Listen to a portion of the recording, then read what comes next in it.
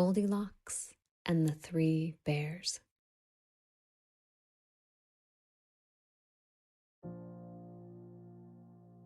Once upon a time, there were three bears who lived together in a house in a wood.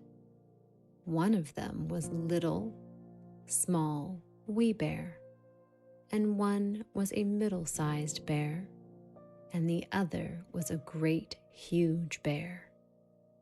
They each had a bowl for their porridge, a little bowl for the little, small, wee bear, and a middle-sized bowl for the middle-sized bear, and a great bowl for the great, huge bear. And they each had a chair to sit in, a little chair for the little, small, wee bear, and a middle-sized chair for the middle-sized bear, and a great chair for the great, huge bear. And they each had a bed to sleep in, a little bed for the little, small, wee bear, and a middle-sized bed for the middle-sized bear, and a great bed for the great, huge bear. One day, after they made the porridge for their breakfast and poured it into their bowls, they walked out into the wood while the porridge was cooling, so they wouldn't burn their mouths by beginning to eat it too soon.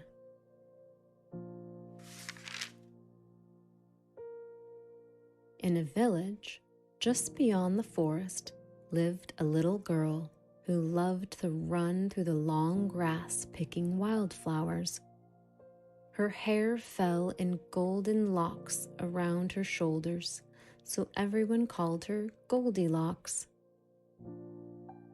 This morning, however, Goldilocks wandered too far, and before she realized it, she found herself deep in the shadowy wood. Soon, she came upon the Three Bears' cottage. Glad to find a house in the middle of the forest, she ran from window to window and peeked in. Seeing no one at home, she went to the door and tried the latch. Now, the three bears, who themselves were very polite creatures, never thought that anyone would come into their house without an invitation, so they always left their door unlocked. But Goldilocks, who was sometimes so curious she forgot her manners, opened the door and invited herself in. The moment she smelled the cooling porridge, Goldilocks remembered how hungry exploring the forest had made her. If she had waited for the three bears to come home, she might have been invited for breakfast, for they were good-natured bears and hospitable. But instead, she decided to help herself.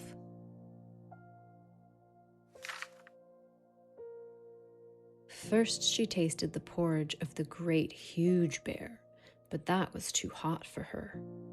And then she tasted the porridge of the middle-sized bear, but that was too cold for her. And then she went to the porridge of the little, small, wee bear and tasted that. And that was neither too hot nor too cold, but just right, and she liked it so well that she ate it all up. Then Goldilocks sat down in the chair of the great huge bear, but that was too hard for her. And then she sat down in the chair of the middle-sized bear, but that was too soft for her. And then she sat down in the chair of the little, small, wee bear, and that was neither too hard nor too soft, but just right. So she seated herself in it, and there she sat until the poor little chair broke into pieces, and down she came, plump, onto the ground.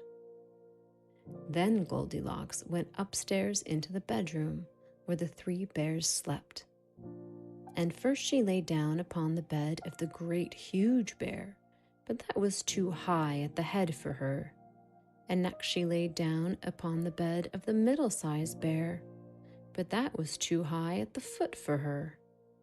And then she lay down upon the bed of the little small wee bear, and that was neither too high at the head nor at the feet, but just right. So she covered herself up comfortably and lay there until she fell asleep.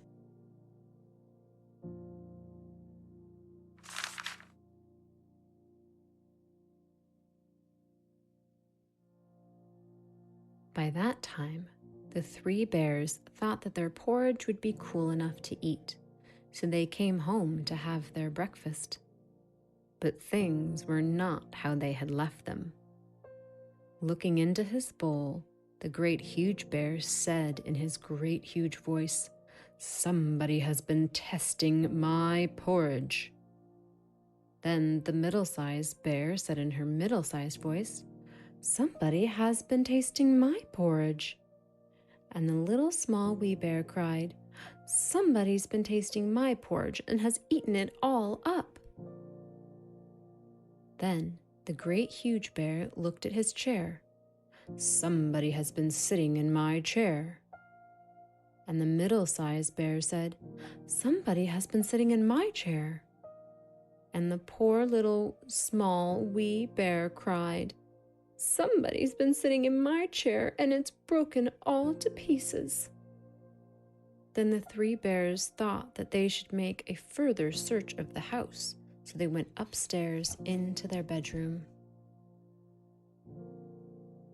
Goldilocks had pulled the pillow of the great huge bear out of its place. "Somebody has been lying in my bed," said the great huge bear in his great, rough, gruff voice. And Goldilocks had also pulled the pillow of the middle-sized bear out of its place. "Somebody has been lying in my bed," said the middle-sized bear in her middle-sized voice.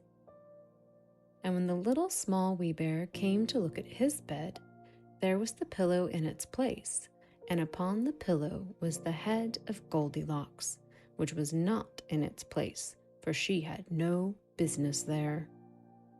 "Somebody has been lying in my bed, and there she is," said the little small wee bear in his little small wee voice.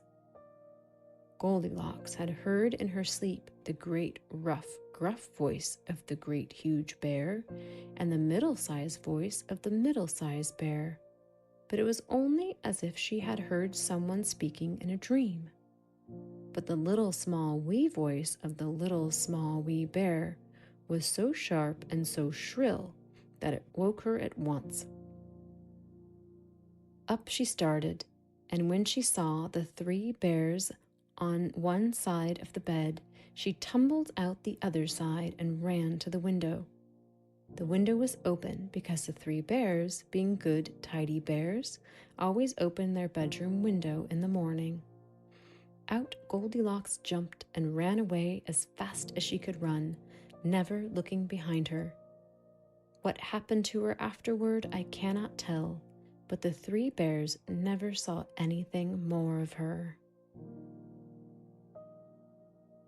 The end.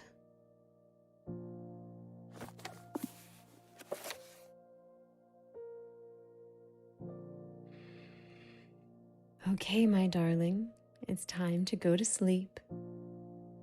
Remember, you are so very loved, and your heart is deeply good, and I am glad you are here and that we are friends. May you sleep tight. May this gentle music rock you off to sleep. May your dreams be full of love and light.